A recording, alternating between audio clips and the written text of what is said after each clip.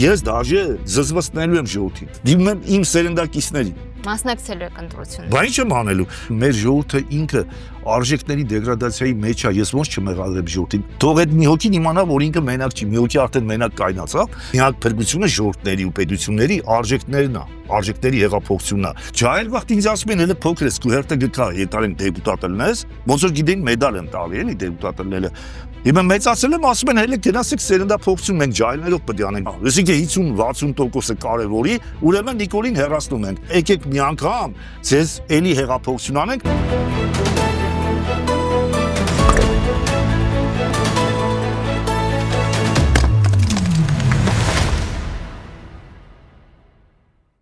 Բարև ձեզ, դուք դիտում եք հարցեր կան հաղորդումը, այսօր հարցեր կան ցեղակրոն կուսակցության առաջնորդ Շանթ Հարությունյանի։ Բարև ձեզ։ Բարև ձեզ։ Շնորհակալ եմ, որ այստեղ եք։ Ես շնորհակալ եմ հրավերի համար։ Իդեպ մեր այս հանդիպումը նախապատմություն ունի, մենք երկար ժամանակ ծրագրում էինք հանդիպել, վերջերս դուք ինձ նվիրեցիք ձեր անհատական հեղափոխություն գիրքը 2020 թվականին վերահրատարակված, բայց եթե չեմ սխալվում, գիրքը գրել եք շատ ավելի վաղ։ Գիրքը չէ, առանձին բրոշյուրներով հոդվածաշար ա եղել 2001 թվից այդտեղ հոդվածներ կա մինչև 2007 թիվը վերջի։ Եվ մենք որոշեցինք այսօրվա հաղորդումը կառուցել գրքի հիմքով, բայց իհարկե զուգորդելով մեր օրվա իրականության հետ։ Եվ այսպիսով գրում եք, որ այն ժողովուրդները, որոնք կորցնում են իրենց իդեալների հանդեպ հավատը կամ կորցնում են առհասարակ իդեալներին, դատապարտված են կամ կորցնում են պետությունը կամ առհասարակ անհետանում պատմության ասպարեզից։ Մեր պարագայում մենք արդեն երկրորդ պետությունը հայկական կորցրինք, ընդհանրապես խոսել մեր հավաքական իդեալների մասին մեր օրերում շքեղություն է, որովհետև հատկապես վերջին տարիներին միակ բանը, որ հավաքական է մեր հանրության մեջ, ցավոք ատելությունն է, ու դուք նաև գրել եք, որ մեռնող ժողովուրդները սկզբում նախ դառնում են նյութապաշտ զանգված։ Ընդհանրապես բոլոր ժողովուրդները աշխարհի գրեթե նույն որակներն ունեն, չնչին տարբերություններով, եւ միայն որակյալ փոքրամասնության էլիտաների որակների տարբերությունն է, որ վճռորոշ որոշիչ նշանակություն է ունենում տվյալ ժողովրդի պետության կյանքում, ու այնուամենայնիվ ակնհայտ է մի բան, որ մեր էլիտան չի կարողանում նոր իդեալներ առաջ բերել մեր ժողովրդի համար, բայց ինձ համար նաև ակնհայտ է մի բան, որ ես չեմ ուզում հաշտ լինել այն մտքի հետ, որ մենք դասակարգվենք կամ որակվենք իբրև մեռնող ժողովուրդ։ Եվ դրա համար իմ առաջին հարցը ընդհանրական հենց դրան է վերաբերում. ինչ անել, որպեսզի մեր պարտություն կրած, վերքեր ունեցող, քաոսի մեջ ապրող ժողովրդին հնարավորություն տրվի նոր իդեալներ ունենալ, որպեսզի մեր ժողովուրդը վերագտնի իրեն, կարողանա հավատալ այդ նոր իդեալներին ու ամենակարևորը, որ կարողանա նորից պայքարել այդ իդեալների ու արժեքների համար։ Հասը համ երկար էր, համ բարդ, համ ամենակարևորն է вообще-то ինձ թվում է։ Հիմա ասեմ հայերի դեպքում հայերը մի 1000 տարի է կորցրել են այդ իդեալները, բարոյական արժեքներն են ըստ էության իդեալները, բարոյական արժեքներից է ձևավորվում իդեալները, ասենք նյութական արժեքը չի կարող իդեալ ձևավորի մարդու մոտ, բայց ինչն է հետաքրքիր, ովքեր կորցրել են, ես ասեմ մեռել են ու պետությունը կորցնում են ու մեռնում են, հայերը ինչի կորցնելով հանդերձ դեռ ապրում են։ Դա ես երևի առաջի հոդվածներից մեկն է չեք հասցրել կարդալ, այնտեղ գրում եմ քաղաքակրթությունների բախման մասին։ Իհարկե այդ քաղաքակրթությունների բախումը Սամուել Հանտինգտոնն է գրել ձևին, բայց ես իմ ձևի եմ գրել, ասենք, կամ Թոյնբին բանը, ես ասում եմ հայերի բախտը, օրինակ հայերը, որ գրում են, որ հայերի աշխարհագրական դիրքը շատ վատն է, բան, ես գրում եմ, փորձում եմ հիմնավորել, որ ընդհակառակը հայերի աշխարհագրական դիրքը ոչ թե վատն, այլ դաժե լավն է, ու մենք մեր աշխարհագրական դիրքի շնորհիվ ենք կարողացել ոչինչ չանելով, մատներս մատին չտալով գոյատևել մինչև 21-րդ դար հասնել, ու դա փորձում եմ հիմնավորել, որ դա քաղաքակրթությունների բախման եզրագիծ է եղել Հայաստանը։ Ամեն անգամ նոր քաղաքակրթության նվաճողական քաղաքականությունը մեր տարածաշրջանում բախվելով նախորդ քաղաքակրթությանը ցնցումներ է առաջացրել, որը ժամանակավորապես հայերին ոնց որ ուշքի է բերել, հարկադրել է ինչ-որ համապատասխան առաջադիմող, այսինքն կոպիտ ասած էզով ասեմ, ենթանենք քրիստոնեական քաղաքակրթությունը եկավ, ասենք հետո հաջորդը մեռնում էր այդ քաղաքակրթության մեջ, ըստ էության բյուզանդական կայսրության մեջ համարյա պրծած վիճակ էր, բայց արաբները երբ որ իսլամական քաղաքակրթությունով եկան, ցնցում եղավ, ասենք դա ծնվեց Թեոդորոս Ռշտունու նման մեկը, որը նույնիսկ այլ հավատի բանը իսլամի հետ գնաց դաշինք կազմեց ու ասենք հետո իսլամականները բուզանդասեր Մամիկոնյաներին ու մյուս նախարարներին 703 թե 5 թվին կոչմա խրամի նախճիր տարան մի քանի 100 նախարար վառեցին Նախճեվանում Նախճեվանի գյուղը կամ եկե խրամ գյուղի մոտը թե եկեղեցու մծրին վառեցին այսինքն իրանք իրանք թշնամիներին էին վառում որտեվ սրանք ծառայում էին բուզանդական կայսրության շահերին բայց իրանք իրանք շահերից ելնելով դրանց ոչնչացին հունասեր բուզանդասեր նախարարներին ակամա դաշտը մաքրվեց առաջացավ Բագրատունի Սյունի եւ Արցունի նախարարների համար որոնք միշտ պետականության կողմնակից էին իսկ Մամիկոնյանները երբեք չեն եղել պետության կողմնակից եթե պետության շահը չի համընկել բուզանդական կայսրության շահին Եթե հակադրություն ա եղել պետության եւ բուզանդական կայսրության շահին, հայր պետության մասն եմ ասում, Մամիկոնյանները միշտ սպասարկել են բուզանդական կայսրության շահերը ընդդեմ հայկական պետականության։ Իսկ իսկ Սյունիները, Բագրատունիները եւ Արցունիները ցանկացած պայմաններում ձգտել են հայկական պետության շահը պահեն ինչ-որ չափով, հիմա երբ որ Բյուզանդիայի օգնությամբ դոմինանտ էին Ասենք հիմա էլ ռուսական իմպերիան ոնց է ուժային կառույցները Հայաստանում վերահսկում, դա բյուզանդական քաղաքականության կրկնությունն է։ Բանակա KGB այս այն ավերցնում վերահսկում, մնացածի հետ ինքը պրոբլեմ չունի, ոնց ուզում անում է։ Էդի բյուզանդիան ժամանակին սպարապետությունը տվել էր հունասեր Մամիկոնյաններին, ի հովանավորում էր աջակցում էր, որ իրանք մնային բան, որպես սպարապետությունը, բանակը, այսինքն ու բանը անում էր երբ որ ապստամբություններ էր սարքում Բյուզանդիան եթե իրան պետք էր կոնֆլիկտ ասենք Սասանյան Պարսկաստանի հետ Կարմիր Վարդանի ապստամբություններ մյուսներ արաբներ եթե նույնը արեց հիմա սա ինչի եմ ասում այսքան երկար ոնց որ պատմական բան բերեցի որպեսզի հիմնավորեն որ Հայաստանը լինելով քաղաքակրթության եզրագիծ Ունակ քրիստոնեական արևելյան քրիստոնեության ոնց որ եզրագիծը լներ։ Իսլամը երբ որ եկավ երկու քաղաքակրթություն բախվեցին, այդ ցնցումը առաջացրեց բան, օրինակ Կիլիկիայի պետություններ ստեղծվել է այլի քաղաքակրթությունների բախման եզրագծով, երբ որ ընդեղ եղել է բուզանդական ուղղափառ բանը քաղաքակրթությունը, որտեղ այդ քաղաքակրթությունները նաև կրոնական իրանք հիմք ունեն որոշակի ասենք կաթոլիցիզմը ծնվեց այդ ժամանակաշրջանում բախում առաջացավ ուղղափառության հետ արևմտյան Եվրոպայի ասենք անգլո-ֆրանսիական, իտալական այդ բաները կաթոլիկների այդ արշավանքները որ կար ասպետների չէ դրանց խաչակրած արշավանքները դրան գումարած նաև բան իսլամական քաղաքակրթություն Կիլիկիայում իրեք քաղաքակրթություն բախվեցին դա ծնվեց ասենք Մլեհի նման գործիչ որը կարողացավ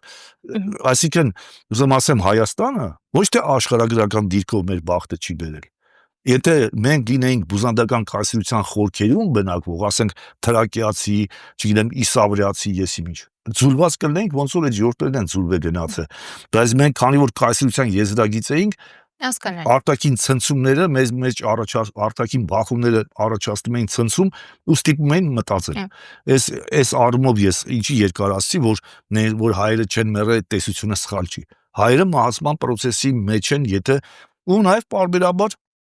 այդ բախման շնորհիվ ցնցում քաղաքական բախման թե ինչ ասենք Դավիթ բեկը եղել Իսրայել օրիա եղել Նժդե հայ եղել բան որը ասենք ոնց որ մեր ժողովրդին գոյություն քարշ տալով ցավոք այդ բառը Այսինքն ամեն նոր բախում նոր առաջնորդ է, հա, առաջ բերում։ Եթե ձևակերպենք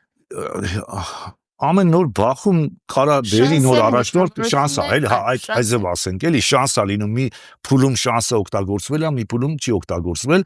ու նաև դուք մի քիչ ուրիշ բաներ ասիկ բոլոր ժողովրդների մոտ տենց է բան, բայց էլիտան իդեալիստ փոքրամասնությունն է համախմբում, ճիշտ ասիկ, բայց դե մի հատ նրբություն կա։ Всё-таки մեր ժողովրդի, ասենք որ ինձ շատ են ասում մի մեղադրի բանի ժողովրդին, էլիտան է մեղավոր, ես էլ ասեմ որ ժողովուրդը ունի մեղք։ Մի հատ ուրեմն խորհուրդ տամ լսարանին կամ առաջարկություն անեմ, ուրեմն մի հատ ֆիլմ կա, 23 թվին են նկարել, չեխական է, կոչվում է Չիլավեկ կատորի ստայալ նապուծի, մարդ, որը կանգնած էր ճանապարհին, կամ ճանապարհի վրա, չգիտեմ ոնց է, էլի, դա 1968 թվի չեխական դեպքերն են Պրագայի գարուն է կոչվում, բանը, որը սովետական տանկերով մտան, ճաշեցին այդ դրանց բանը, կառավարությանը գերի վերցրին բանալին, այդ դուբչեկին հանեցին, դրեցին Գուստավ Հուսակին, որը մինչև փլուզումը ինքն էր ղեկավար, Ես էլի նորից նայում էի այդ կինոն մի քանի օր առաջ ու համտածում եմ, որ ովքեր դիմադրում էին, այդ Կրեմլում Բրեժնևի ներկայությամբ ինքը ճիշտ է գեղարվեստական է ֆիլմը, բայց դա փաստագրորեն տենց է եղել։ Փաստագրական իրադարձությունները նկարել են գեղարվեստական ֆիլմ, կոչ եմ անում, թող մարդիկ նայեն ու ասեն ինչի վրա են ուշադրություն հրավիրում։ Երբ որ դրանք փորձում էին դիմադրել, իհարկե մեծ մասը վերջում կոտրվեց, ելնելով իրանց պետության շահերից, բացի մի հոգուց։ Բայց ինչ կար այդտեղ այդ մարդիկ, որ դիմադրում էին, որտեղ Չեխոսլովակիայի եւ չեխերի եւ սլովակների ժողովուրդը իրանց բալետ էր անում։ Այսինքն իրանց գաղափարները կիսում էր։ Այսինքն չէր ասեմ թող այդտան ստորակարշի պես Բրեժնևի առաջ Կրեմլում ծնկի իջնեն իրանց բոլոր պահանջները, բան փորձում էին մաքսիմալ։ Ես դա նայում էի ու դրա համար ասենք այդ ժողովուրդները տենց էլ իրանց անկախությունը չկորցրեցին, ինչեւ հիմա էլ փորձում են անկախ, դաժե կիսվեցին երկու մասի։ Ես մտածում եմ օրինակ հայերը 91 թվից որ անկախ են, վստահ եմ, որ ոչ միայն ղեկավարները Կրեմլում իրանց տես դաստոյնի չէին պահի, թեկուզ ուստուպկա անելով, զիջելով Կրեմլի պահանջներին, էլի, ոչ միայն տես դաստոյնի արժանապատիվ չէին պահի, այլ հասարակությունն էլ չէր հասկանա, ժողովուրդը մեր չէր հասկանա։ Այսինքն որտեղ մեր ժողովուրդը ինքը արժեքների դեգրադացիայի մեջ է, ես ոնց չմեղադրեմ ժողովրդին, տեսեք մի հատ բան ասեմ։ Ես իհարկե բանտում էի, հետո եմ տեսել, դուս եմ եկել, տեսել եմ։ Իհարկե մինչև այդ Նիկոլի իշխանափոխությունը, ես են գիտեի, որ Նիկոլը եւ ստախոսա եւ բանա խափեփայայսային, հանդես չի որ իր նյութերը որ տպում էր, հիմա պարզ էր։ Բայց ընդունենք լայն հասարակությունը չգիտեր։ Ուրեմն ընդ ես հետո եմ որ դուս եկա տեսա ցույց են տալի, ասում են էսի մեկը գալի ասում է ես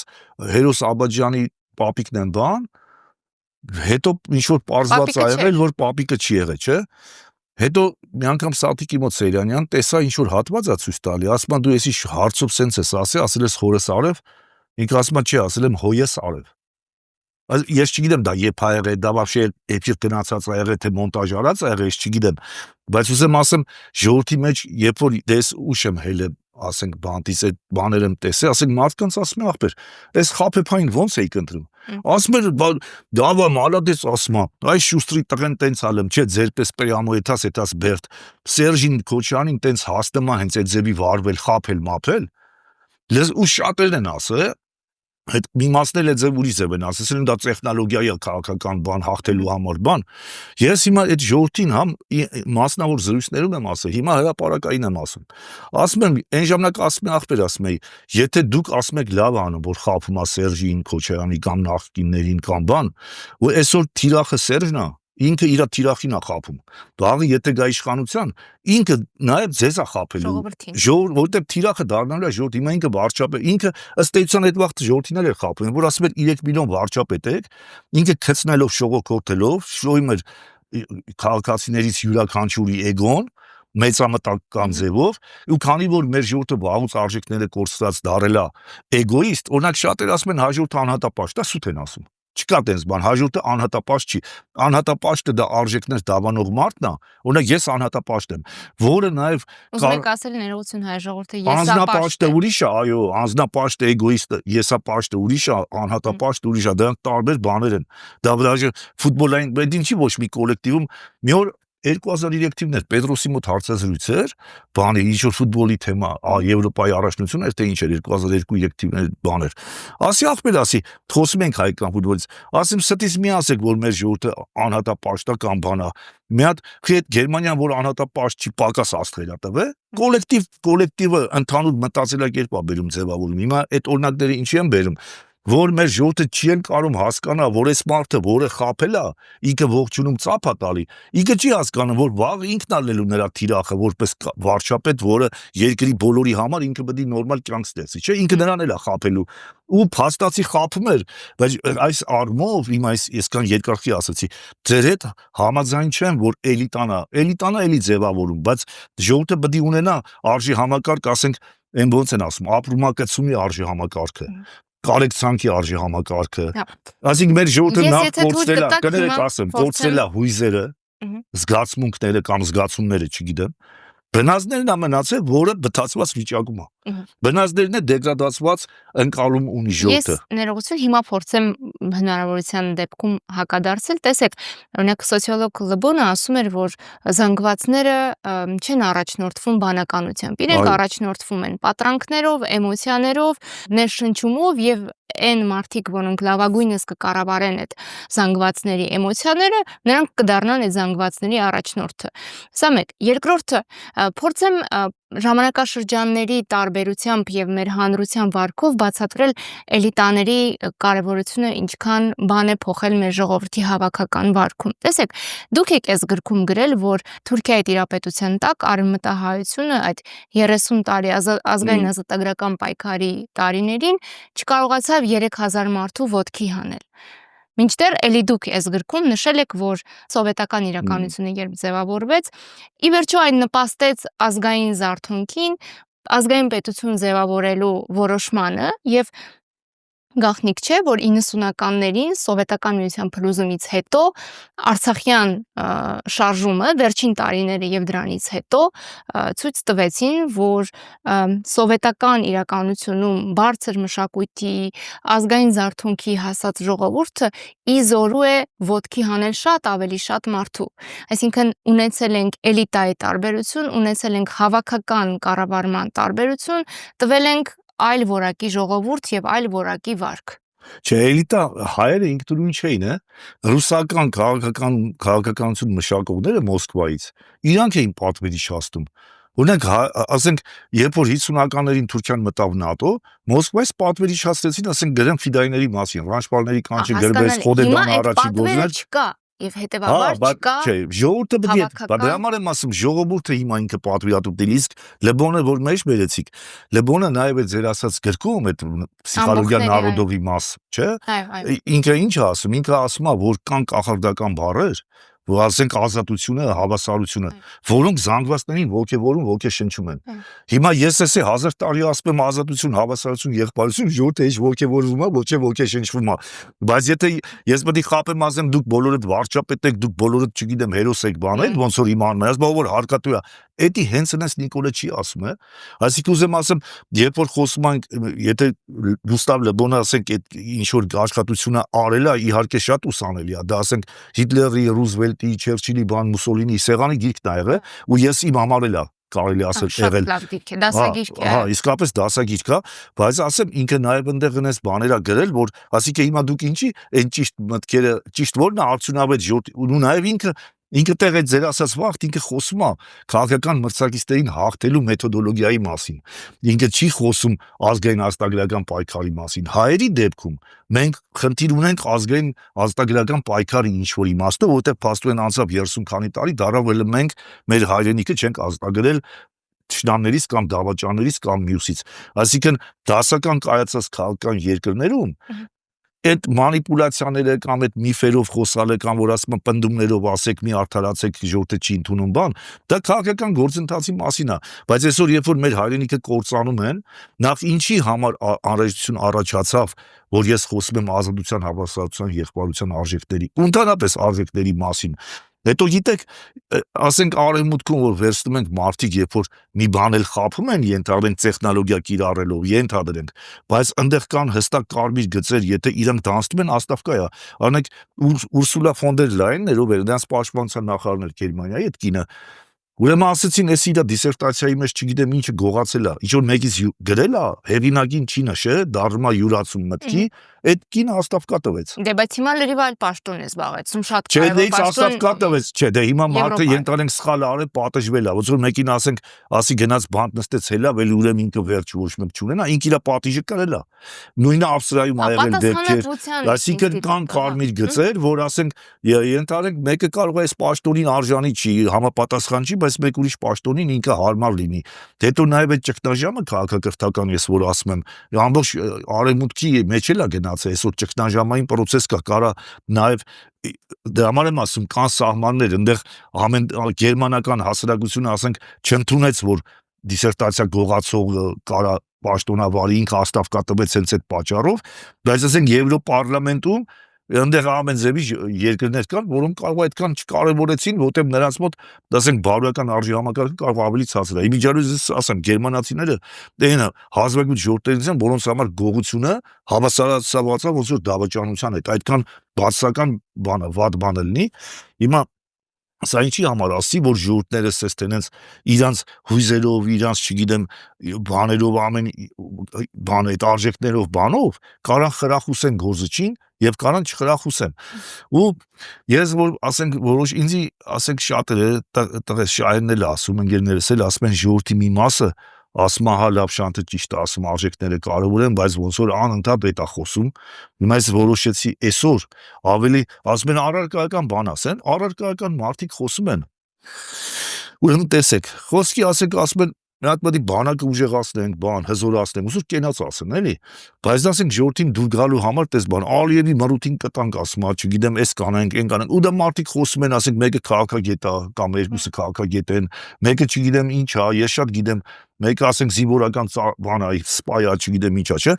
Ասենք ասում են, պետք է փող են տվել, ռուսից զենքը չի տվել, այդանք Հնդկաստանից արվեն, մեկ ուրիշ ասում այ որ Հնդկաստանից զենքը գա, մյուսը ասում չէ, այ որ Ֆրանսիայից հեսա զենքը կգասես կկրեն, գնաս կկրեն։ Հիմա ու կամ մեկ ուրիշ ասում դի Հայաստանի տնտեսությունը հզորանա, որ տնտեսությունը հզոր չլինի, ոչ բանակի զենքի փող կունենանք, ոչ հագուստի շորի փող կունենանք,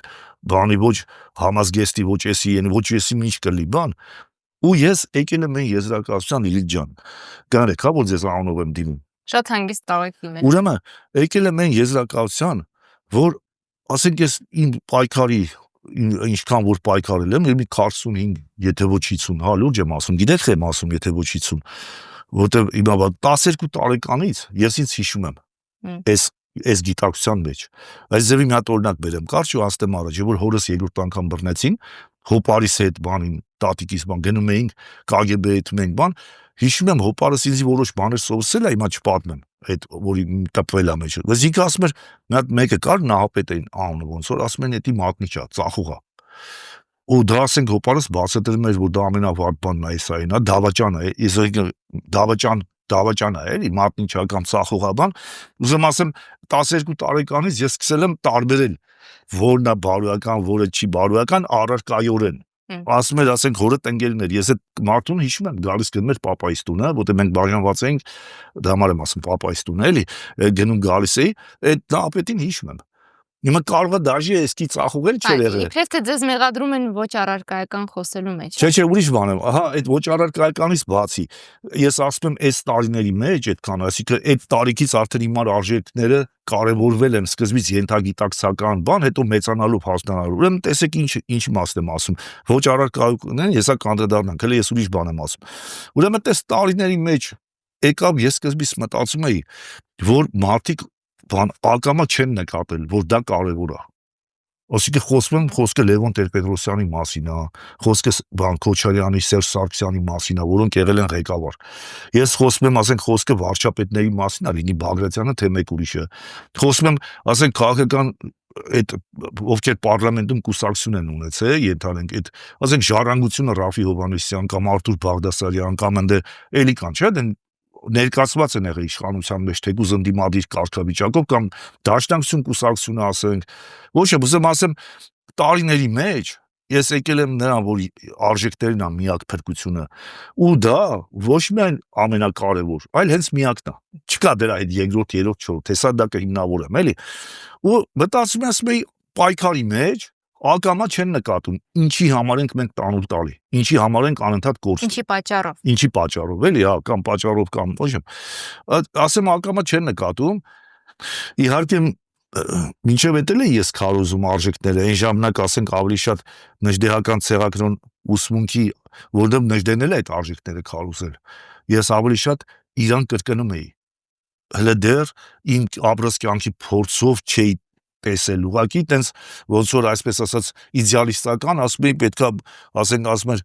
տվեք ինձ ներցեղային բարոյականով առաջնորդվող գետնի հատիկ սերուն եւ ես կապավեմ հաջորդի տեղը արևի տակ ըրեն գիտենք բարոյականություն ինչա էդի ասում ենք բայց առարկայորեն որ ես տենամ անկումը այդ հաջորդի բարոյական անկումը ինքը օրինակ ասում աչքերս հանեք Սյունիքում որ դիմա կապանցիներին ասում ես չտենամ ձեր բարոյական անկումը բան Ուզում ասեմ, այն վաղ դա ոնց որ բարոյական խոսքեր ու մի քիչ թվում էր բարձրագույն ու լավ, ասում ենք մենք արիացի ժողովուրդ ենք, այդ արժեքները, բանը, ոչ եմ առաքինությունները մի հատ կագրած իծն է բնականից մեր հետ, այլ գենետիկորեն բան, բայց ես այդ ապրեցի այդ արժեքների դեգրադացիան, տեսա իմ աչքի առաջ,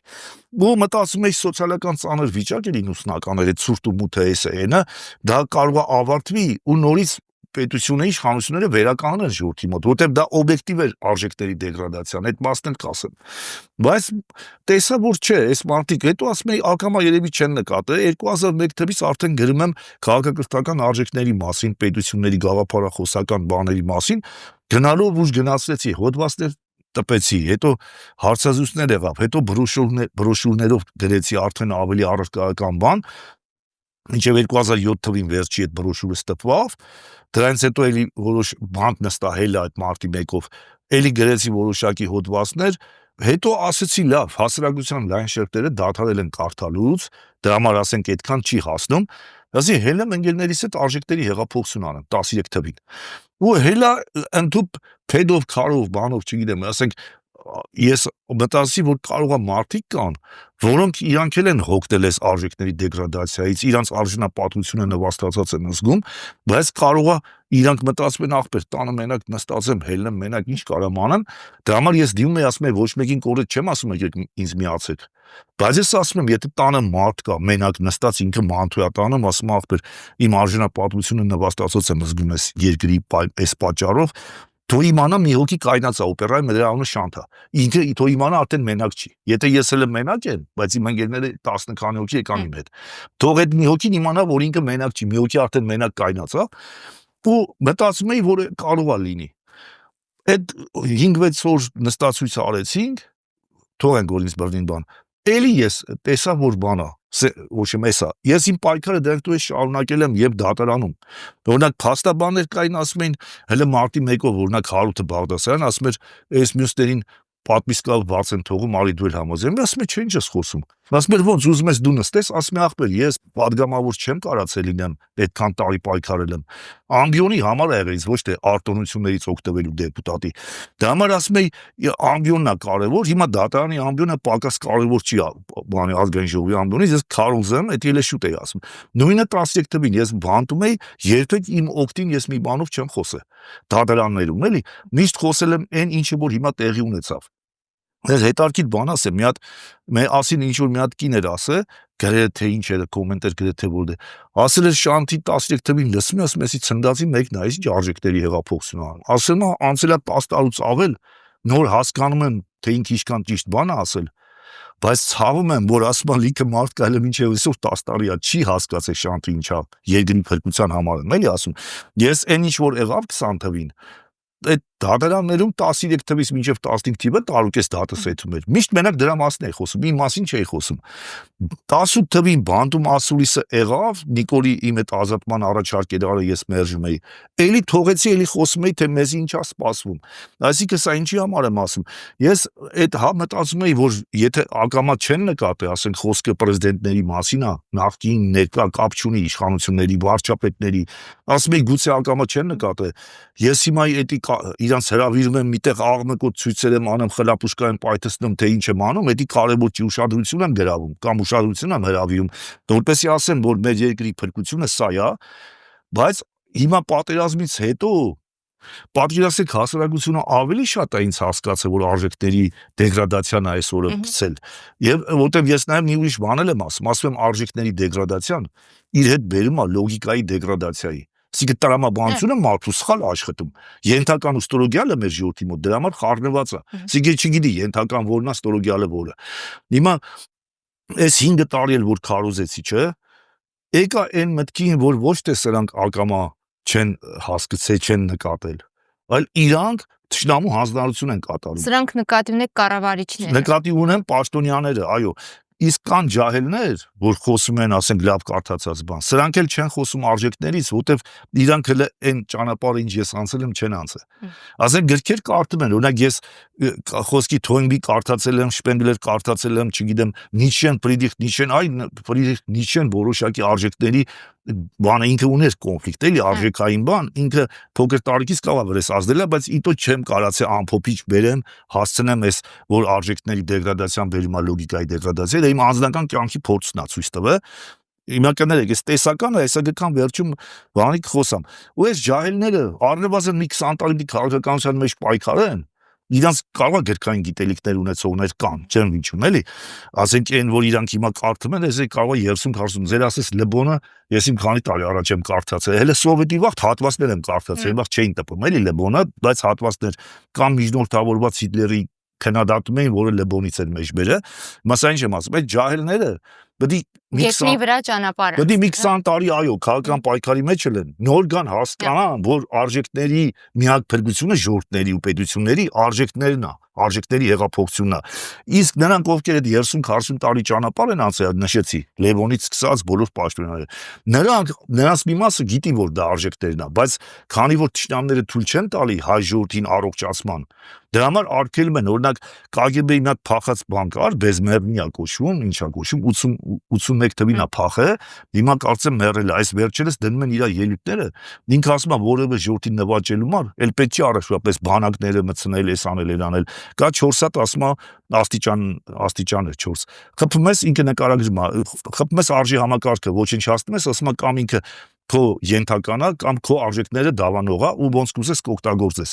Դրա համար ովքեր որ ծառայում են ռուսական KGB-ին, խոսքը այդ պաշտոնյաների մասին է, դրանք բոլորը գիտեն, որ արժեքներն է հաջորդի փրկությունը, բայց ամեն տեսակ վեճ սարքում են, դաժե սարքում են անձնական թեոբաբերել Նիկոլին։ Ներողություն, քանի որ հարցս շանս է տալու դրացնել ձեր միտքը, տեսեք դուք այս գրքում էլ նշել եք, որ ի վերջո մարդը ձևավորվում է ռոպագանդայով, ու դա բացարձակ ճշմարտություն է, ինքս էլ համաձայն եմ դրան։ Հիմա դուք անընդհատ ռուսական ազդեցության ռոպագանդայի մասին եք խոսում, բայց մի մեր օրյա մեր ժամանակների շատ հստակ փաստարկված ուրեմն իրողություն ձեզ ներկայացնեմ, պարզվում է, որ USAID-ն ընդհանրապես արևմուտքը ֆինանսավորել է հազարավոր լրատվամիջոցների, կազմակերպությունների մարդկանց, որոնք առավոտից երեկո զբաղված են եղել ռոպագանդիստական, քարոզչական գործունեությամբ Ուկրաինայում, Հայաստանում, Ուկրաինայում տեսանք այդ քարոզչությունը ինչի բերեց։ Ուկրաինայում քարոզչությունը չի բերել, ռուսական ագրեսիան է բերել։ Բայց ես դուք շարունակեք մի համեմատություն բերեք։ Ես այդ միտքը լավ է որ բացի, գտեմ այդ մասին ուզում եի խոսալ։ Ռոպագանդան ձևավորել է այն միջավայրը, որում մենք հիմա ենք, դա խիստ անառողջ միջավայրն է, բևեռացված միջավայրն է, ատելության միջավայրն է։ Այդ միջավայրում հնարավոր չէ առողջ բանական միտք լսել, կառուցողական եզրահանգումների գալ ու ըստ այդմ քայլ անել։ Մերսի, իսկապես մերսի այդ հարցի համար, ես այդ մասին այսօր մտածում էի որ խոսամ, ուղղակի ես իմ անգել էի սևեռվել էի միակողմանի, ասեմ, այն ինչը որ ռուսներին ձեռնտու է, որ հայերը կազմալուծված ու կազմաքանդված լինեն, որից միանք օգտվի մեր թշնամները, թուրքերը, ադրբեջանցիները, ռուսները, հետարքիրը որն է, երբեք արևմուտքը ջանք չի թափի մի կոպեկ, որ մենք արժեքների բարոյականացում ու հեղափոխություն ունենանք։ Իրանք բարեգործական հիմնարկ չեն, որտեվ նույն արևմուտքը իրենց արժեքները։ Այս ռուսներն են հրճակել, որ մենք անգլիան դաշնակիցներ ենք։ Արժեքներ չեն հրճակել, իրանք հրճակել են, որ իրանք Հայաստանի փրկում են, Հայաստանի դաշնակիցներ են, սրանք անցել են արևմուտքի ռուսները վատ դաշնակից են։ Ասում եմ, դուք ինձ հուշեցիք, որ ես իմ միտքը ինչ որ միշտ մտածում եմ, ես ասեմ, ես նասիոնալիստ տղա եմ։ Սեղագրոնը դա նասիոնալիստ է, ոչ ռուսամետ եմ, ոչ արևմտամետ եմ։ Պրոստը ինչի եմ շատ ռուսներին կպնում, որտեղ իրանք են մեր այսօրը գցել, ոչ թե Ամերիկան ու Ֆրանսիան։ Ամերիկան ու Ֆրանսիան, հսիկ Ֆրանսիան, ո՞ւմ է գցել է Կիլիկիայում հայերին այդ օրը, 100 քանի տարի առաջ։ Ու ես երբեք չեմ մոռանում, ոչ թե ասում եկեք մոռանանք։ Ես երբեք չեմ մոռանում։ Ամերիկան ոչ մի ձևի չի գցել, բայց Վիլսոնի իրավարար վճիռը գցել է, ոչ տերակային է, մանդատ չի եկալ է զորք մցնի, էդ էլ չեմ մոռանում, եւ լավ իմաստով եւ վատ։ Ես նասիոնալիստ եմ, հիմա սա ինչի համար եմ ասում, երբ որ ես միակողմանի ռուսներին քննադատել, ճիշտ ասած միակողմանի չէի ուզում ասել, դուք քանի որ դրանք պաշտոնյաներ են, դրանց քարոզչությունն է միջև այսօրը հասցրել, գիտեք, պետության ինչքան էլ ես ասեմ ժողովուրդն է մեղավոր, բայց մեկը իշխանություն ունեցողը, որ ունի լծակներ, հեսա այդ մասին խոսանք, որ լինի առարկայական, էլի, ինչքան էլ որ բանը իրանք են ձևավորում արժեքները հասարակության ու միշտ ընդօրինակման ենթակա են իշխողները, հզորները, լավագույնները, այսպես ասած, պայմանականորեն պետքա թվում է թե ժողովուրդը պետք է իր միջից ընտրի սերուցքին լավագույնին, ուրեմն լավագույնին էլ ընդօրինակի, կրկնօրինակի կամ հզորին կամ ուժեղին, չէ՞։ Դաժե ֆուտբոլ են բալետանում, ուժեղին են բալետանում, եթե չունեն անձնական շահ, ասենք հայ չի, բան չի եւ այլ։ Հիմա սա ինչի համար եմ ասում, ես դրա համար մի քիչ շատ սևեռված եմ, որտեղ բայց ինչի նույն ձևի ես ասում եմ սովետական դաստիարակությունն է մեզ տվել հնարավորություն, որ մենք հաղթենք, դրա համար ես նաև ես մի քիչ երկար կստացվի խոսքս, որտեղ թեման լավն է, ես նաև իմ սերունդին եմ կոչ անում, ասում եմ եկեք այդ նկատի ունեն իմ սերունդ, ես 65 թիվը, ես ասում եմ լավագույն սերունդը սովետի մեջ, եղել է 60-ականների սերունդը եւ 60-ականներից մի 5 տարի առաջ ասենք 60-ից 70 թիվն է իմ սերունդը, մի 5 տարի ավել եւ մի 5 տարի հետո, մի 15-20 տարվա, 55-74-75 թվերի սերունդը, որը ուներ արժեքներ, որը գնում էր զողության հայրենիքի համար, իսկ հիմիկվա օրինակ շատերը ասում են սերնդափոխություն անենք, դու ասում եմ արդեն շատերի հետ եմ վեճ ունեցել, իմ մտերիմների բան, արա ասում եմ, մեր սերունդը կրեց էս անկախությունը բերեց, այդքան զողություններ տվեց, զոհեր տվեց, զրկանքներ տարավ, անկախությունը ձեռք բերեց, ինչքան է սովետի փլուզումը էր, մենք դեր ունեցանք, մեր սերունդը դեր ունեցավ, Ղարաբաղի հաղթանակը կրեց, անցավ 30 տարի, 2 հատ սերունդ ծնվավ, սաղը տանուն տվեցիք հայրենիք, արա, հիմա դուք եկի ասում եք, ջահել վաղտ ինձ ասում են, հելը փոքր ես, քու հերթը գկա, եթե դեպուտատ լնես, ոնց որ գիտեն մեդալ եմ տալի, էլի դեպուտատ լնելը, հիմա մեծացել եմ, ասում են, հելը գնացեք սերնդափոխություն, մենք ջահելներով պետք է անենք, ջահելներով հիմա ինչ արել եք, Լիլի ջան, կներեք, դուք եք ջահել, իմ տղերն էլ ջահել, բայց մեկը սերունդը ամբողջական որակական անկում ապրել, դրա համար պետք է ուղղակի գաղափար, իսկ եթե բարոյական արժի համակարգը ժողովուրդը ունենար, ինքը կկարանար հասկանար, որ արժեքներ կրող փոխանակ ամեն հաջորդ սերունդը ավելի բարձր արժի համակարգ ունենար, օրինակ մենք սովետի վաղտ ազատամիտ էինք շատ հարցերում, բայց սովետը թույլ, ասենք հայրենասեր ընկերասեր արժեքներ ենք դավանում, չէ՞, բայց սովետը թույլ չէր տալի անկախ պետականության մասին խոսալ։ 91 թվականից հետո փոխանակ նոր սերունդը համ նախկին ընկերասիրությունը, հայրենասիրությունը, ազնվությունը պահպաներ, համ էլ վրեն գումարվեր, որ անկախ պետականությունը ամենաբարձր արժեքն է, որ հիմա արժեքներն են, Էդի չձեռք բերեց, թքած ունեցավ պետության վրա, այդ մնացածներ որակները կորցրեց, դու այսօր պարտված սերունդը, այս սրանք հաղթող սերունդ չեն, սրանք ըստ էության մենք երբ որ ասում ենք անկախության սերունդ համարում ենք իրանց որպես հաղթող սերունդ, բայց իրականում դարավ հաղթող սերունդը այսօր իմ ծերացած սերունդն է։ Իմ մի քիչ մեծ ու մի քիչ փոքր սերունդն է, սրանք պարտվող սերունդ են։ Ու այսօր եկել է պարտվող սերունդը, Ղարաբաղ կորցրած, հայրենիքի հողակտոր հատվածներ կորցրած, բարոյական դեգրադացիայի ենթարկված, ցեղասպանությունից հրաժարվող, ի վերջո Նիկոլը 75 թվի տղա է։ Այդ ինչի 60 բանի Լևոնից առ Դեմիրճան Մովսիսյան բանը 30-ականների ծնված սերունդ էին, 50-ականներին ձևավորված։ Եկան իշխանության, հաջորդ սերունդը տվին 40-ականներին ծնված Լևոնի իշխանության, հաջորդը տվին Քոչարյանականներին, որոնք 50-ականներին են ծնվել։ Մեկ էլ միանգամից թռան 75 թվի ծնվածի վրա։ Հիմա շատերը կարող ասեն տարեթիվ ինչ կապ ունի, ես սերնդային եմ խոսում մի 10 տարի կտրվածքով, որովհետև ամեն տասնամյակը մեկ արժեքների փոփոխություն է լինում դեպի բարձրացում որակյալ, թե դեպի անկում։ Հիմա սրանք ասենք այդ թազա սերունդը, ասենք 30-40 տարեկան, 25-30-40 տարեկան սերունդը, դելեկի ասում եմ, պետք է սերնդափոխություն անենք ու ժողովրդին խաբելով, ու իրանք են խաբեբայության դիմում։ Այս ազգի մոտ խաբեությունը ոչ միայն 1000 տարի, ես ասեմ, մենակ սովետի մի փուլում էր, որ խաբեությունը վիրավորական էր համարվում, էլի։ Դրա համար եմ ասում, որ ասում ես չեմ ասել հորս արև, ասել եմ հոյս արև։ Ու ժողովուրդը ծափա տալի, ասում է տեսար ինչ ասեց, կամ այս Աբաջանը ասում է սրանց հետ մենակ դրանց հախից տես խաբելով պիտի գան։ Հիմա ես նաև առիթից օգտվում եմ, ասեմ, դիմում եմ իմ սերնդին ու մի քիչ մեծերին, ասենք մի 10 տարի ես կոմենկոմ մեծ ու փոքր սերունդին, մի անգամ եկեք կարողանանք, ես ձեզ չեմ ասում, հելենք փողոց 88-ի պես սրա նրա հետ, ասենք, բանտեր էտանք, զոհեր տանք, չգիտեմ ինչ, մենակ ընտրություններին, ինչի համար, ինչի այսքան երկարացից, ասեմ ձեր կոչը ասեք։ Հեսա կասեմ, մի րոպե, հիմա ասեմ, ինչի է երկար խոսում, եկա այն եզրակացության, որ մնացել եմ մենակ սպիտակ ագռավ, որ խոսում եմ արժեքների հեղափոխությունից։ Ու այդքան երկար ինչի հիմնավորեցի, որ սկզբից մտածում էի ակամա չեն նկատել, կամ էլ հələ անփորձ են։ Հիմա եկել եմ այն համոզման, որ ճնշող մեծամասնությունը շատ էլ լավ գիտի դա, բայց հետգամ իմ խոսքին, որ իսկ շարունակեն, բայց ռուսները նրանց հանձնարարում են, որ փչացնեն հասարակությանը։ Դիմա ձեր ասած հարցին, արևմուտքը նա բարեգործական հիմնարկ չի, որ գա մեզի արժեքներ տա։ Արևմուտքը Հայաստանին կարա ինքան պաշտպանի, ինչքան իր շահերի մեջ ինքը տեղավորցնում է։ Նենց ոնց որ ռուսները ասենք համաձայն են, որ Ղարաբաղը հետ տան Ադրբեջանին, Էրդողանի հետ պայմանավորվելով, որպեսի Լենին Քեմալ պայմանագիրը խախտում չունենա, իրանք այդ պայմանագիրը որտեղ շահեկան պայմանագիր է։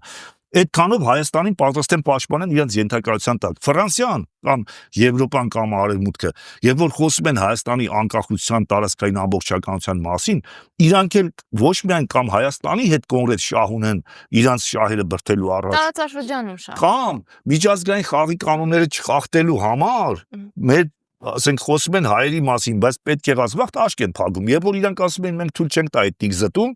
ինչին շահերից ելնելով իրանք աշկ փակեցին։ Հիմա բալանսավորեցիք։ Չէ, բայց ես էտել էի ասել, ուզեմ ասեմ արևմուտքը բարեգործական հիմնարկ չի, որ խափում է, որովհետև հակել է բարձրագույն արժեք, մարդու ինքը չի խափում, նայեք, թողեք ասեմ։ Չէ, մի րոպե ինքը իրանց 7 հիմարը ասե։ Բայց ինքը ֆրանսիացիք որ գնացել Բաստիլը գրավել են, ընկեր Ֆրանսիա հայերի մարդ չեն գրավել, Բաստիլը։ Իրան գրավել են Բաստիլը, հայտարարել են ազատություն, հավասարություն, եղբայրություն Ֆրանսիացիական ժողովրդի համար ու ամեն տարի հուլիսի 14-ին հետում տոնում են։ Ֆրանսիան մի կողմ, ամերիկացիք որ հելան ամերիկյան հեղափոխություն արեցին Անգլիայի դեմ, ասեցին որ Աստծո կողմից մարդը ազատ է եւ հավասար, իրանք Ամերիկայի ժողովրդի մար են արել, օրինակ իրանք դեմ չեն որ դու այդտեղ արտագաղթեք այդտեղ Ամերիկա եւ օգտվեք այդ իրավունքից, բայց իրանք տարածքում իրանք ինչի պետք է գան մեզ սովորացնեն։ Այստեղ մի փոքր ձեզ հակասեցիք, որտեղ այդ պապանց ճշմարտությունը գրքում էլ է գրել, որ Ամերիկան այնքան ժամանակ կմնա հեգեմոն պետություն, քանի դեռ իր արժեքները ազատության եւ այլնի վերաբերյալ գրավիչ կդարձնի աշխարհի։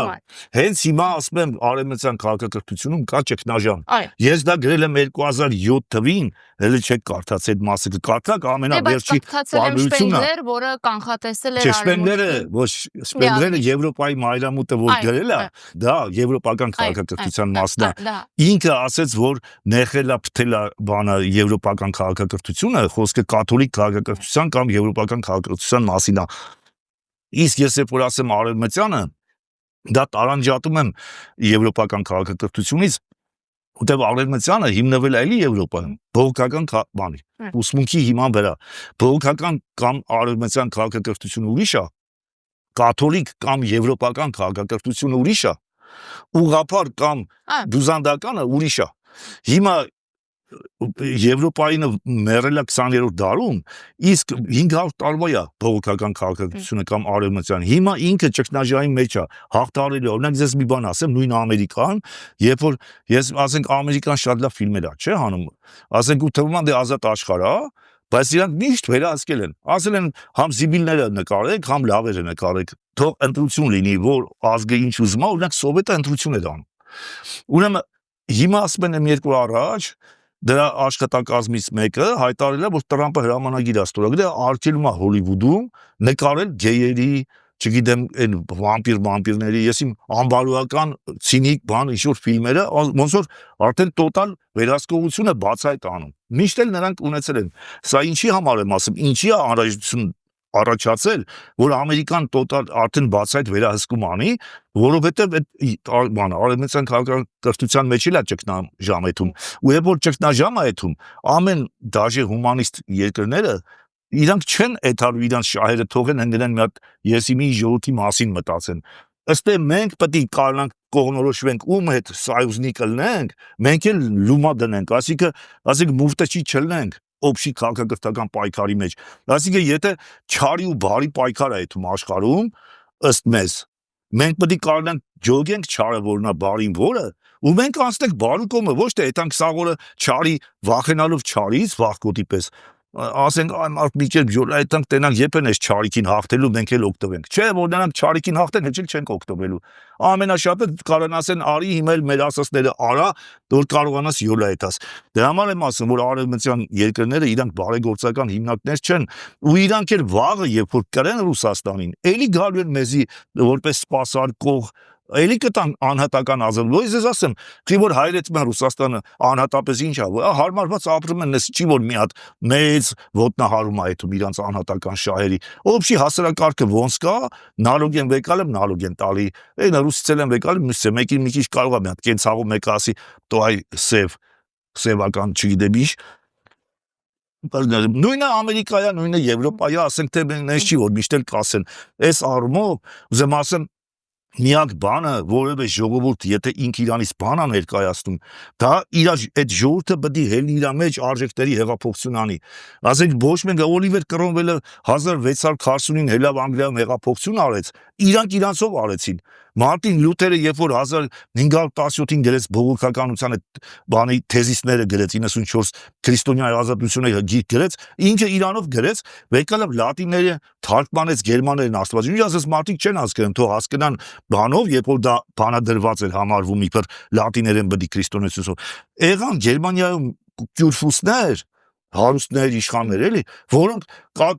Հռոմի պապը պահանջեց Մարտին Լյութերին տանի պատժի որպես հերետիկոս, Ավստրիայի կաթոլիկ կայսր այդ Հաբսբուրգ ուզում էր դատեր, Գերմանիայում իշխաններ կային կյուրֆուսները, տարան թափում պահեցին, ասին մենք չգիտենք իր տեղը, ուտելիքը տալիս էին, մի հոգի կար, մի հատ բիզա բաներ, կինո էլ կա դրա, տանը պահում ուտելիքը տալիս, ասում մենակ ասում այս գործը արա, ասում բանը, աստվածաշունչը թարգմանի գերմաներեն։ Հիմա սա ինչի համար եմ ասում, գնացին օրվա երկու հզոր կայսր բանի ուժի, մեկը Հռոմի պապի դեմ, այդ իշխան կոչվածը,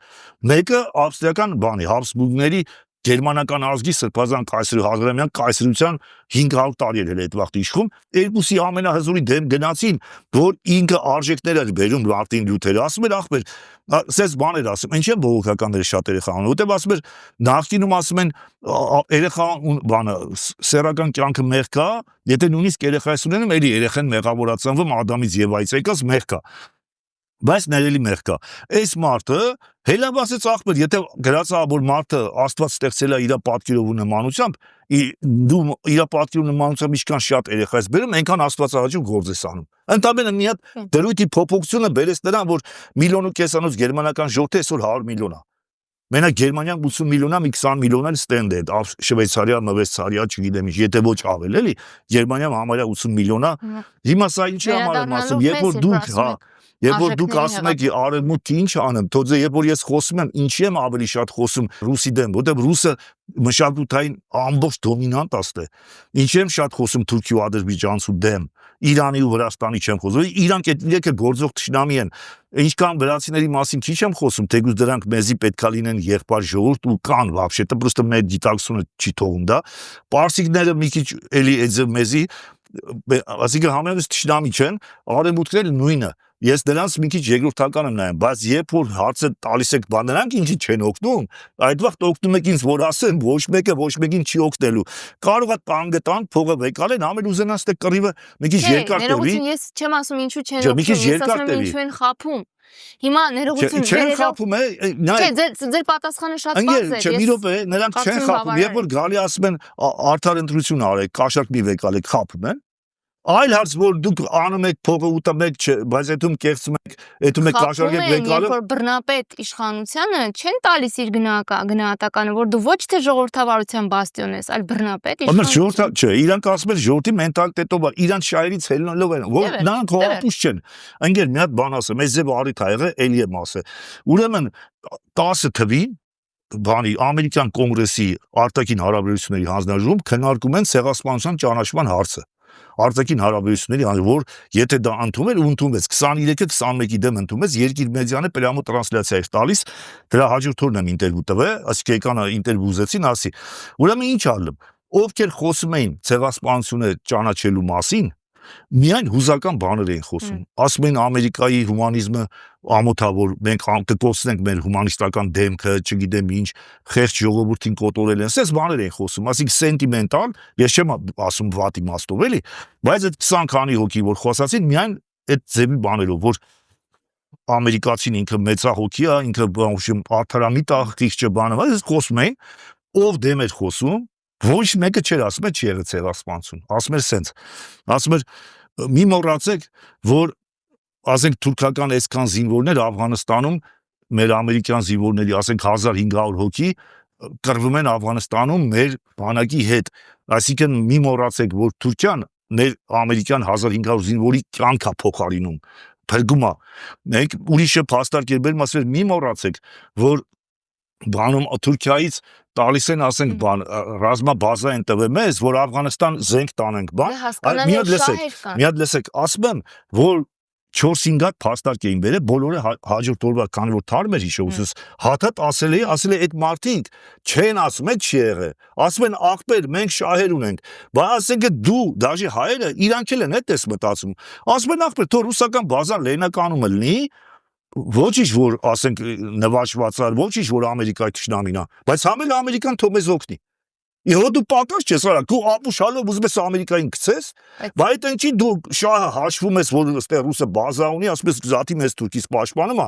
բայց դու դժգոհում ես թե Ամերիկան չի ասում, ես ընդ բազա ունեմ չքվյարկեմ։ Դա բնական, որ մենք պրոստը պետք է դեբիլ չլենք, իսկ դեբիլ ինչի ենք մենք դեբիլ, որովհետև արժեքների, որ ասում եմ մեր ժողովուրդը կամ ինքը չգիտի սոված է, թե իր քունը տանում է, դա նրանից է, որ արժեքների դեգրադացիա լիլի ջան։ Դրա համար եմ ասում, եթե մենք, դրա համար ինչ ասեցի այդ վաղ, ասի ախպեր, ուզում եք, որ այդ Ամերիկան ճանաչի, դուք էլ ասեք, մենք էլ Քավառում կամ Ղափանում ենք այրոպորտ տալի, որ զորքերը տանեք բերեք։ Այդ մարդը պարզ ասել, ասում է մենք ունենք այրոպորտ ընդ Ադրբեջանում ու Թուրքիայում են թե ինչ օգնում են։ Դրա համար չենք կարող հայերի օգտին քվյարկենք։ Դա նշանակում անգեր հայեր, հենց դուք տակ այրոպորտ, մենք ձեր օգտին կքվյարկենք։ Ասիկի մի հատ տվեք, երկու հատ տվեք։ Ասում է 1500 հատ զինվոր է թուրքը մեր հետ կռվում, ասենք 80 միլիոն, հա, ասեցի այդ հարցազրույցում եմ ասել։ Ասի մենք էլ 2-3 միլիոն ենք, ասեք 200 հատ զինվոր գրգեք։ Ասենք մենք էլ, որտեվ այդ մարդը ասել է ախպեր, այդ մարդը մեր համար կռվում է, դու գալիս ես մեր համար կռվես, եթե գալիս ես կարող է քո օգտին քվյարկեմ, եթե չես գալի, հո մենք ապուշ չենք։ Այսինքն այդ արդարություն կոչվածը, որոնք հրճակել են բոլորը, իրանց քաղաքակրթական պրիզմայով են, չէ՞ հրճակի արդարություն։ Դե հիմա եթե մենք կամ պետք է մենք սաղին կրողը լինենք, որ մեր պրիզմայով արդարությունը բոլորին պարտադրեինք, կամ էլ ով որ կարող է նայ պարտադրում, հələ եկալեք կոմունիստական սոյուզի վաղտ իրանք արդարությունը իրաց ձև էին պարտադրում սոցիալիստական ճամբարին, ասում էին ամերիկյան ասած ազատությունները սուտ է։ Ամերիկաներ սովետիներ ասում սուտա, Բուզանզյանել էր անում, իսլամներ էր անում, այսինքն էսի տարական ճշմարտություններ են, որ պետքա մարդը կարողանա հասկանա, եթե իքա արուշ, դու ես ասեմ, նաև ինչի եմ ասում, որ ռուսամետները շատ էլ հասկանում են ու այդ բան, բայց անում են էդի։ Տեսեք, էթումա համաշխարհային սառը ու երբեմն լոկալ տակ պատերազմ, չէ՞, ասենք Արևմուտք, Ռուսաստան այսօր այդ հակամարտությունն է։ Հիմա հայերը ՕԴԿԲ-ի անդամ են։ Ասենք ռուսները մտածում են, ասում են ախպեր, հայերը ոնց նորմալ զորք չունեն դրանք, իսկ իրանց համար չեն ուզում կռվեն, դրանց ես ուր տանեմ Ուկրաինա, այդամ սա աղովիկ այդան գերի կընկնեն, մանավանդ դրանք իրանց հայրենիքի համար չեն ուզում մեռնեն, ուր մնաց գան ռուսական հայրենիքի բան, սայուզնիկի հիմար մեռնեն, երբ որ մենք դրանց չենք օգնա, սաղով կետան Ուկրաինա, ուկրաինացիք էլ զատի դե լիքը հայրական գկան կասեն ախպեր, եկեք հանձնվեք, հիմա դրա համար ասեն սրանց ուր տանեն կռիվ, մեծ սայուզնիկներ են ռազմական, էդե հանում են, ասում ախպեր Հայաստանում մի հատ նորմալ, ասենք արտադրող ռազմաարդյունաբերական, զենք արտադրող ռազմաարդյունաբերական զավոդ գոյություն չունի, ասենք ենթենք Կորեայից կամ Պարսկաստանից կարանք դրոններ, մրոններ վերել, սրանք ոչինչ բան բացի եսիմ երևի փամփուշտից են էլ ավտոմատիկ պիստոլետի ուրիշ բան չեն արտադրեն, կամ շատ փչացած եսիմ ինչ գրանտամոտ արտադրեն, այսինքն այս առումով էլ ռուսը չի կարա ՕԴԿԲ-ի իր սայուզնիկից ակնկալի որևէ բան։ Դրա փոխարեն ուրիշ բան ակնկալում, ասում է քարոզչական պայքարում, գաղափարախոսական ֆրոնտում այդման կռիվ։ Իր ագենտներին, իր կողմնակիցներին, ասում է հելեք արևմուտքին փնովեք։ Այդ գաղափարական ֆրոնտում դուք կարաք մի բան անեք։ Սրանք էլ հելում են փնովելու արևմուտքին, բայց հայ ժողովրդին են խաբում, տանում են այդ ասենք 1000-ամյա այն մեռած քարքի սայլի հետևից են կապում, այսինքն չգիտեմ սարքում են Ղարաբաղը էսի տվեց, էնի տվեց, չգիտեմ էսի սրան բերեց իշխանության, էնի բերեց, բան նորից եմ կրկնում, հիմա գամ իմ կարևոր ասելիքներից մեկին, որ ժողովուրդը հասկանա, ես դաժե զզվացնելու եմ ժողովրդին, որ ասեն ախպեր զզվացրեց էսի իր արժեքներից խոսալով, էդի սուտ է, հիմա որպեսի առարկայական լինի Լիլի ջան, կարաք հիմն հետ նաև վիճեք։ Հիմա տեսեք, հա նախ ասեմ, ինչի է արժեքները ոչ միայն ինչի եմ շատ խոսում։ Տեսեք, ասում եմ ոնց որ մեկը տուն սարքի, թղթե տնակ։ Գնամ ասեմ ախպեր, հիմքը փորի, ամուր հիմք դիր։ Ասի դե չէ հա լավ բան, ման թղթե տնակ սարքի, քամին փչի տանի։ Այդ մարդը էտա սարքի, ասենք փայտի տնակ։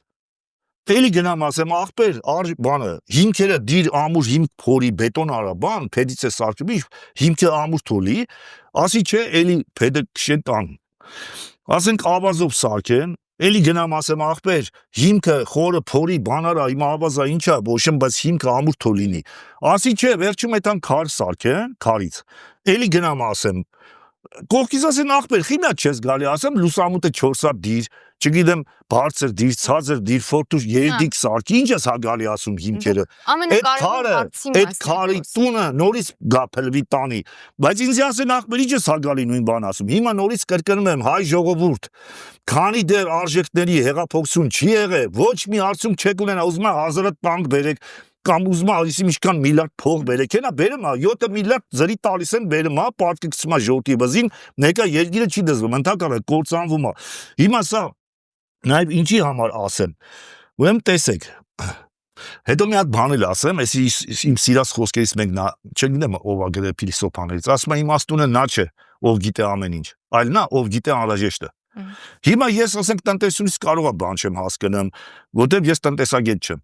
Ես ասենք իրավա ճիշտ է, ավարտել եմ իրավագիտականը, բայց ասենք չեմ աշխատել, բան չեմ արել, չեմ ասենք չեմ հասկանում։ Ֆիզիկոս չեմ, քիմիկոս չեմ, բան չեմ։ Էլի այդ թեմայով խոսամ, չեմ այդմ։ Օրինակ ֆիզիկոսների գիտաժողովանում չեմ այդմ քիթս խոթեմ ընդ։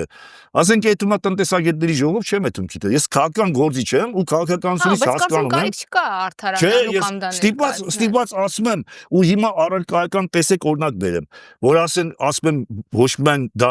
ամեն ինչի հիմքն է, այլև միակ փրկությունն է։ Հիմա մի հատ օրինակ կարդա մշակույթի նախարարություն կա, չէ՞։ Էլ չէ, այլ անուն ունի։ Կա, դեսը գրել եմ, կրթության գիտության նախարարություն, երիտասարդության եւ սպորտի։ Իմ այդ բոլորը դուք ասում եք միավորել են, չէ՞։ Ինձ հետարքիր չի, այդ բոլորը կարող եմ նորել, вообще վերացնեմ։ Ինձ հետարքիր չի, այդ երևույթները կա, չէ՞, մշակույթ հասկացողություն յուրաքանչյուր ժողովուրդ ունի։ Ես խոսեմ այդ մասին, թե Նիկոլե Կաղամյանը էլի ասի մշակույթ տես բան չկա, դա հորինված բան է։ Իմիջիալոց արժեքները իրանք հենց հորինված են մարդու կողմից։ Եթե մարդու գիտակցությունը չգար, բախեն ասում homo sapiens։ Երբ մարդը սկսավ, այստեղ ձեր մոտ էլի եմ ասել, երբ մարդը սկսավ հասկանալ, գիտակցել, ասենք արժեքը ինչ է, ենթենք ընկերասերը, ազնիվ է, անկաշառ կամ սկզբունքային է, երբ նա սկսեց գիտակցել, ինքը դառավ մարդ։ Իսկ մինչև այդ կենթանի էր ինքը, պրոստը մարդու դեմքով կենթանի էր։ Հիմա սա ինչի համար եմ ասում։ Օրինակ մշակույթի նախարարությունը դա ինչ կոչված է ինչ անի։ Ասենք կինո նկարի, գրականությունը հրատարակի, նկարչություն, երաժշտություն բան, չէ, արվեստը մշակույթը անի, կենցաղային մշակույթը հենց թողեն մի կողմ։ Հիմա եթե այդ մարդիկ չեն քարոզում իրանց ստեղծագործական մշակութային քաղաքականություն չեն վարում, որ ժողովրդերի համար պետությունները կոչված են ստեղծվելու, որպեսզի ապավեն ազատություն, հավասարություն, եղբայրություն արժեքները, քանի որ այդ իրեք արժեքները բերում է ժողովրդի մոտ արդարության զգացումը գլխավոր պայմաններից մեկն է երջանկության վայելքի, երջանկության զգացողության։ Հիմա, այսինքն ուզեմ ասեմ, եթե դուք մշակույթի մեջից հանում եք արժեքները, այդ մշակույթը вообще ինչի մարագործություն ունի։ Պետք է նստի քարոզի բան, ասենք եկալի հարկ մուծողի վրա կինո հանի, թե գրեն բանը մեր ժամանակների հերոսը գիրք գրեն, որ ինքը ոնց էլ հարկ մուծում։ Կներեք, այս օրինակը բերեմ, էլի, այսօր ազգային ժողովում քպական մի падգամավոր ելույթ էր ունենում, անունը կարևոր չի, ասում է օպերայից ազգային բանը հանել ենք, բայց տեսեք, մենք օպերայում նոր զուգարաններ ենք կառուցել։ Ես մի բան չեմ չափազանցնում։ Հիմա ասածն եք կարող, հիմա ես դրա համար էլ մեր երկիրը էս վիճակն է, հիմա ես դրա համար եմ ասում, երբ որ ես ասում եմ արժեքները ամենակարևորն են մշակույթի մեջ, դուք փաստ եք բերում, որ զուգարան սարքելու համար պարտադիր չի մշակույթի նախարարություն կամ մշակութային քաղաքականություն վարել։ Շատ մեծ ցավով ես էս օրինակը։ Ինչա, հիմա նայեք, այդ մշակույթի նախարարությունն է, հաջորդը կրթության գիտության նախարարությունը։ Այդ դուք հիմա ասեցիք ինքը միացել են, ինձ հետարքի չի, դրանք պետք է կրթության գիտության նախարարությունը, եթե արժեքներ չի ներդնում։ Ասենք ենթանենք ես, ասենք ֆիզիկոս եմ, բայց իմ համար չկա հայրենիք, ընկեր, պապերի գերեզման, չգիտեմ այն իմ մանկությունը, որ ես փողոցում մեծացել եմ, այդ ֆուտբոլ եմ խաղացել, թե չգիտեմ ինչ եմ արել, ասենք եթե իմ համար չկա, լավ ֆիզիկոս եմ, իմ համար ինչ տարբերություն է հայրենիքում կլեմ, թե եթե Ֆրանսիայում կամ Ռուսաստանում կամ Ամերիկայում կապրեմ։ Դրա համար նորմալ երկրները նաև դպրոցում դաստիարակում են արժեքները, կամ եթե ես ասենք ընկերասեր չեմ, Անդեղ էլ ես հաջողություն չեմ ունենա։ Եթե իր խափեփա սրիկալն են, անդել հաջողություն չեմ ունենա իհարկե, բայց Հայաստանի հետ իրան կապ չունեն, ասենք թե դա ֆիզիկոս են, ենթադրենք, կամ քիմիկոս են։ Դրա համար կրթության, գիտության մեջ էլ պետք է այդ արժեքները դրվի։ Եթե արժեք չկա, դա կոպեկի արժեք չունի նրա գիտելիքը։ Վերցնենք երիտասարդության ու սպորտի նախարարությունը վեկալենք։ Ասենք եթե մարդը ինքը չունի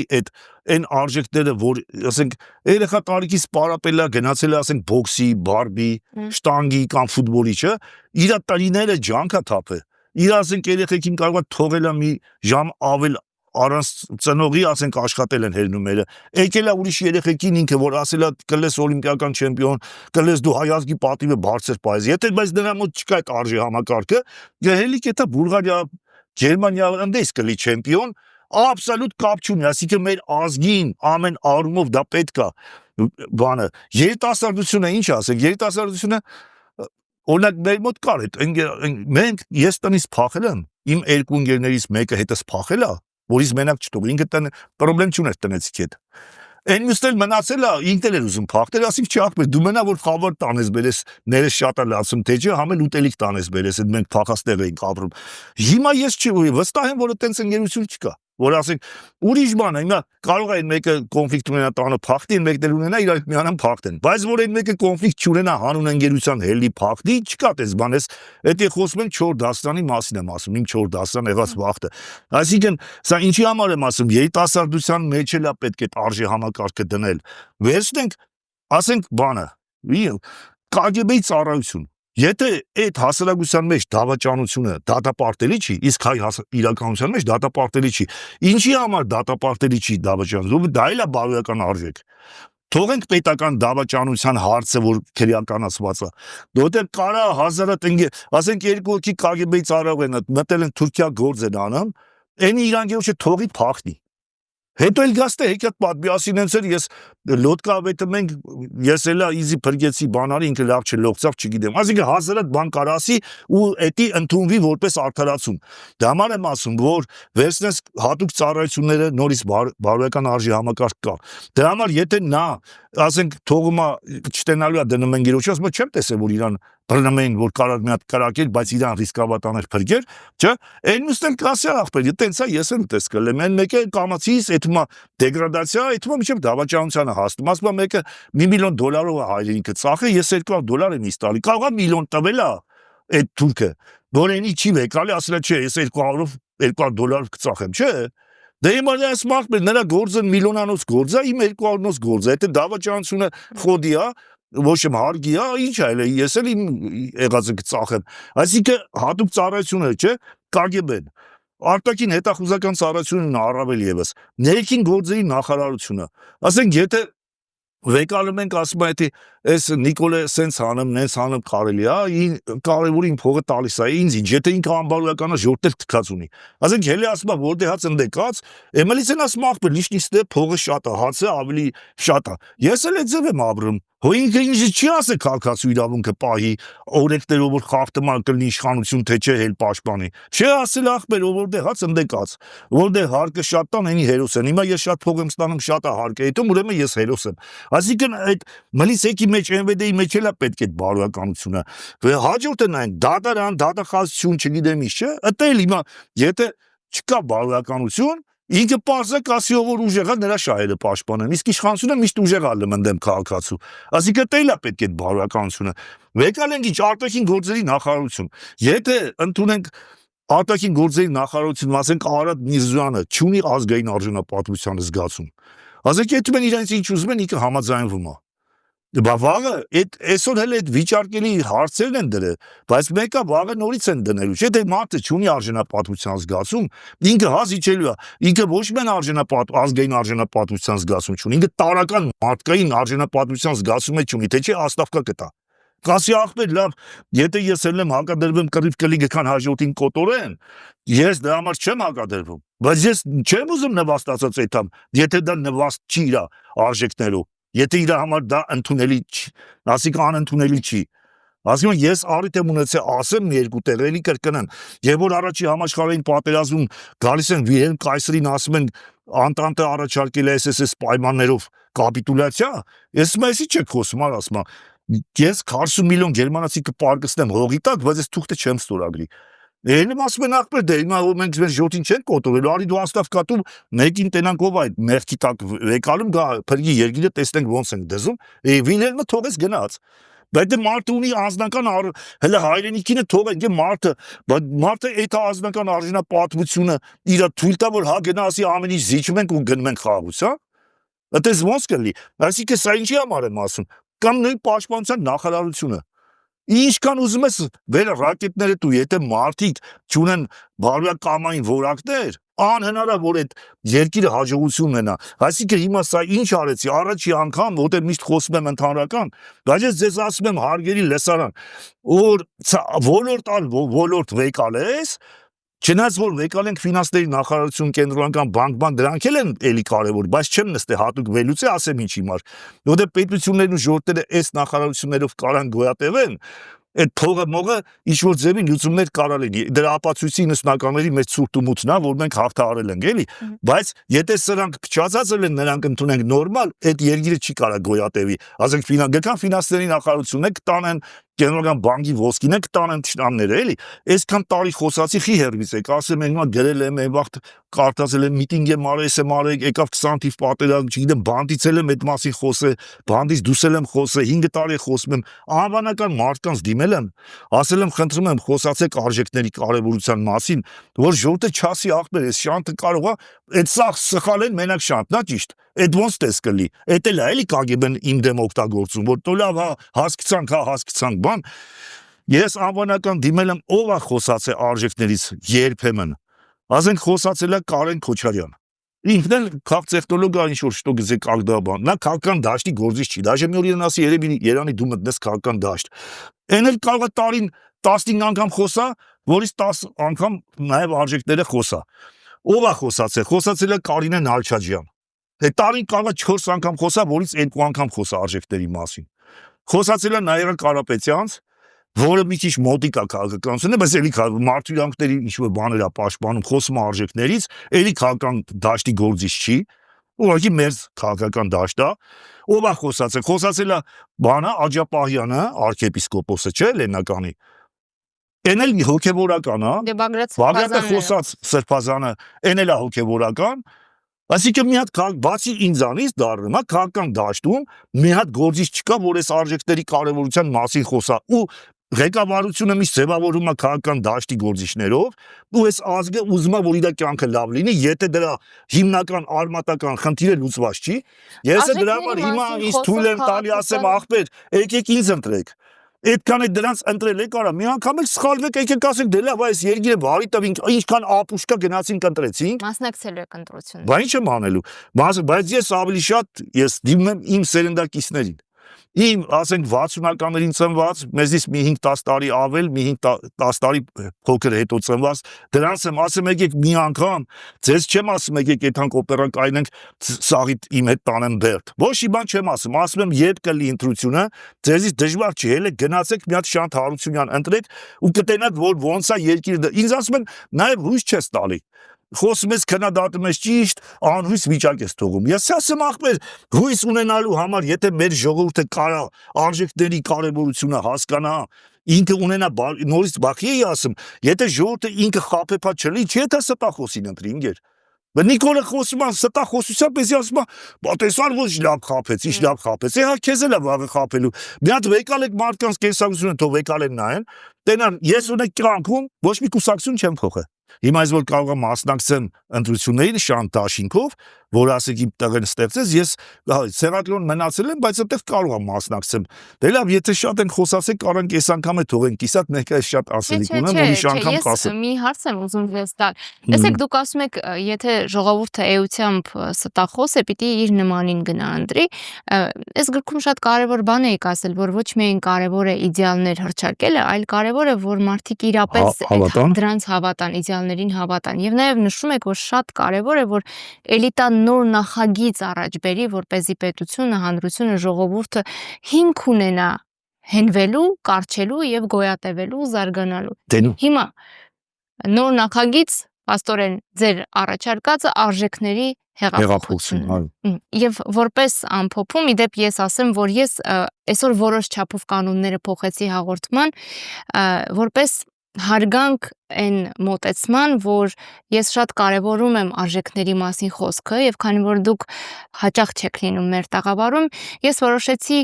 ինչ որ իմաստով ընկրկել, որպեսզի ավելի շատ հնարավորություն տալ ձեզ խոսելու եւ նաեւ Ես անգամ կարանք վիճենք արդեն իմ մտքերը լավ գիտեք։ Ձեր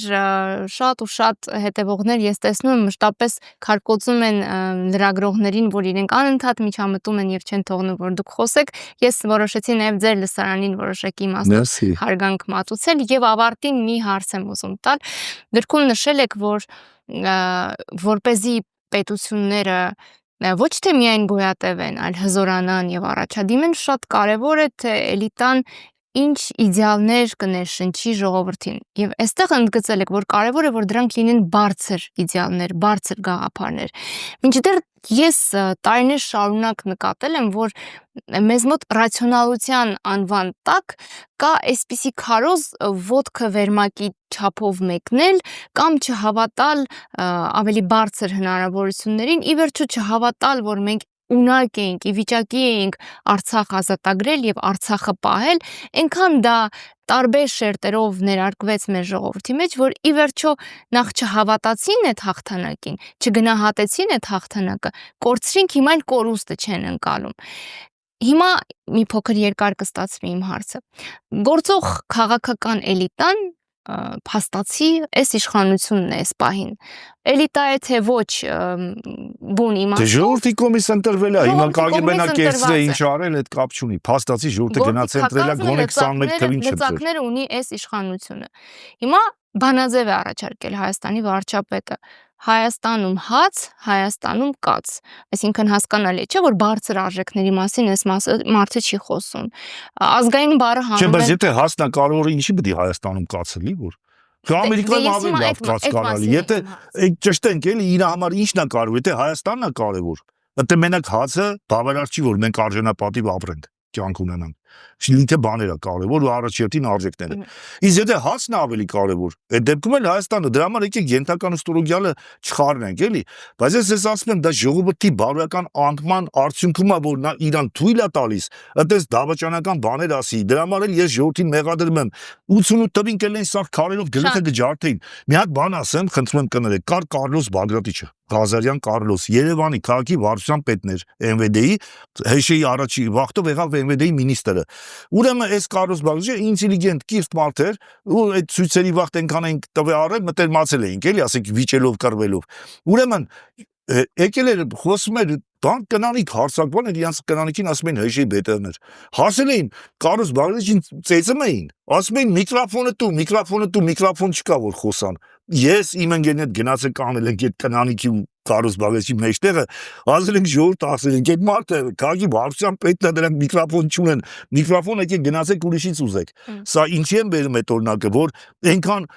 ժողովուրդը պատրաստական էր գնալու բանտարկվելու, սա գիտեն որ ինքը քաղաքի վարչության պետն է, կարա բռնի դատի։ Բայց իրանք հուզական վիճակում էին, հենց ասում են միկրոֆոն տու մեզ մատիկ Ղարաբաղ կոմիտեն եկել է որ խոսան միկրոֆոնը չկա, տարել են ինչ են արել։ Հիմա սա ինչի համար եմ ասում, որ եթե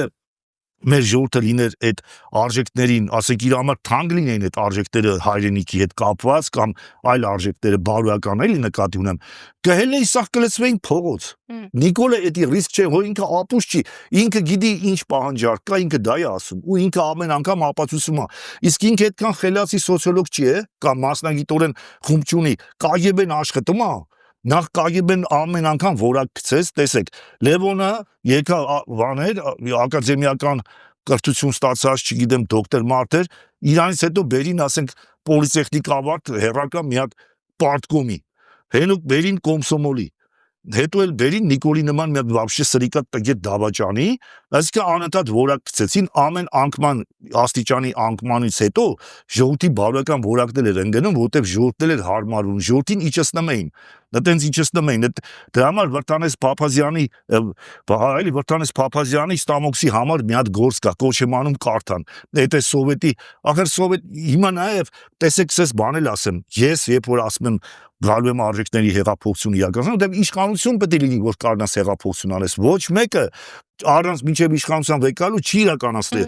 բան հեղափոխություն, այլ հարց, որ ժողովուրդը սխալ է անցալում, ասում է Բաստիլը գրավելու process-ում հեղափոխություն եղավ։ Չէ, իրանք երբ որ իշխանությունը վեկալին սկսեցին իրականացնել հեղափոխություն, արժի համակարգի փոփոխություն բերեցին։ Լենինն էլ մինչև այդ գիշերը, որ ասում են վաղը ուշ կլի, այսօր շուտա, չգիտեմ ինչ, այդ process-ում այդ որ սպիտակ պալատին գրավում, այդ ինչ էր հեղափոխությունը։ Հեղափոխությունը Կանգրեսի հեղաշրջում էր։ Հեղափոխությունը եղավ, երբ որ իրանք եկան, սեփականությունը վերացին, մցրին կոլխոզ սաղին։ Հիմա սա ինչի համար ասեցի։ Ինչ որ բան է ուզում ասել, որ իշում թողնա։ Ես վերջում մի սիմվոլիկ հարց բայց կներեք, այն որ ասում եք, որ ասում են մենք չենք կարա մեր ոդկը մեր վերմակի համապատասխան մեկնենք, ես դրան դեմ չեմ։ Բայց էդի մի բան է, բայց երբ որ տանում ես, ասենք կանեցնում ես մի հատ բարակ բանի կլինգորի տակ պարկում ես, ասում ես էսա մեր վերմակը, դրան եմ դեմ։ Ես չի ասենք կլինգոր է էդի, մտածենք ոնց անենք, էդի փոխենք կամ հաստատենք կամ վերմակ սարքենք։ Այսինքն ուզեմ ասեմ, խաբեությունը լրիվ ուրիշ իմ դժգոհությունը լրիվ ուրիշ տեղ է, իսկ որ մենք պետք է մեր վերմակի համապատասխան ես համաձայն եմ։ Հետո ժամանակի մեջ որ չմրսենք, չմեռնենք, կհելնենք այն տակ օրերին վերմակը կերկարացնենք կամ 4 հատ վերմակ կսարքենք։ Բայց եթե մենք կայնում ենք ասում ենք այն կլինգոր չի վերմակ, Պարզա այդ անընդհատ այդ կասեմ դե դա մեզ վերմակից բերեմ, այդ կլինգորից հակը բերեմ, հակը մրսենք, հələ կթրջվենք, ավելի կմրսենք։ Եվ վերջում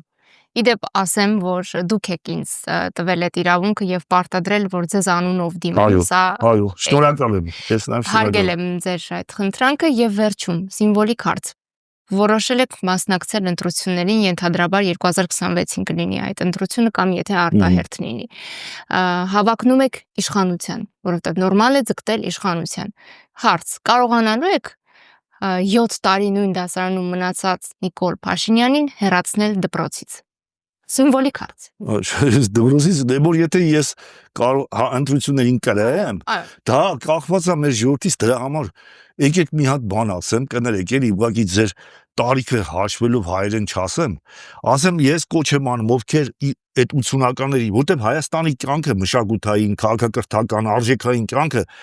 մնացել է 85-ից 90 թվականի միջակայքում։ Դրա համար եմ ես իմ սերունդին դիմում, ասեմ եկեք մի անգամ ձեզ էլի հեղափոխություն անենք, պրոստը ընտրակ քվյա թերթիկով։ Այս անգամ եկեք ձեր սերունդակից շանտին ընտրեք, ու ես ձեզ ասում եմ, սիրելի ժողովուրդ, ասեմ, թե թեկուզ էտե չեմ սիրում, գիտեք, ելի ասում են հպարտ ժողովուրդ, սիրելի ժողովուրդ, բան էտե մի ժողովուրդ հոտելու ձև է։ Այս ձևի ժողովուրդը ոնց կարա լինի սիրելի։ Ես չեն ընտրի, հերի։ Չէ, ուրիշ բան, կապ չունի, ես դիմում եմ իմ սերունդակիցներին, ովքեր այդ արժեքները հələ